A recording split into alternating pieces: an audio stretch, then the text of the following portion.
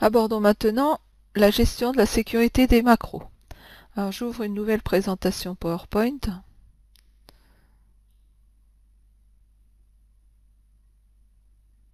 Et je vais donc dans mon onglet développeur.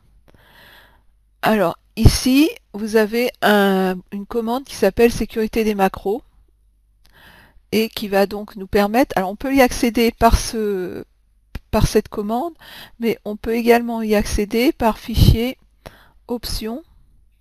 Alors, attendez, je vais remonter le bas d'écran. Donc fichier options.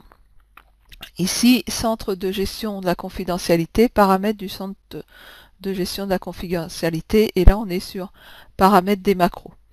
Donc les macros, vous avez plusieurs niveaux de sécurité. Alors, le premier niveau, c'est désactiver toutes les macros sans notification. Et donc là, toutes les macros seront désactivées et vous ne serez même pas notifié si la présentation comporte des macros. Désactiver toutes les macros avec notification. Donc là, vous serez informé des macros des présentations qui contiendront des macros à l'ouverture de la présentation, et vous pourrez soit cet avertissement de sécurité, soit l'approuver, soit le rejeter. Désactiver toutes les macros à l'exception des macros signés numériquement.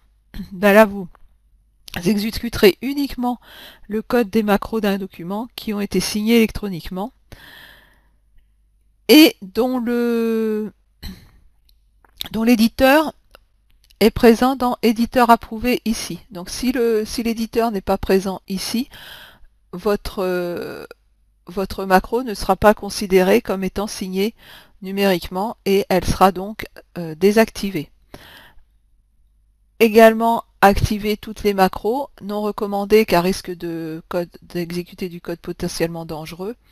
Alors là, moi je l'ai activé parce que pour la formation, c'est quand même beaucoup plus confortable que d'activer toutes les macros. La valeur par défaut est désactiver toutes les macros avec notification.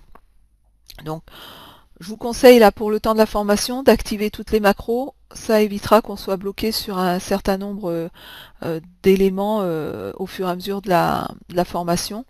Alors, sachant que des macros dans PowerPoint, il n'y en a pas des foultitudes, il y en a quelques-unes, hein. Donc c'est pas là où ce sera potentiellement le plus dangereux que d'avoir cette activation permanente, et là durant la formation ce sera quand même beaucoup plus confortable.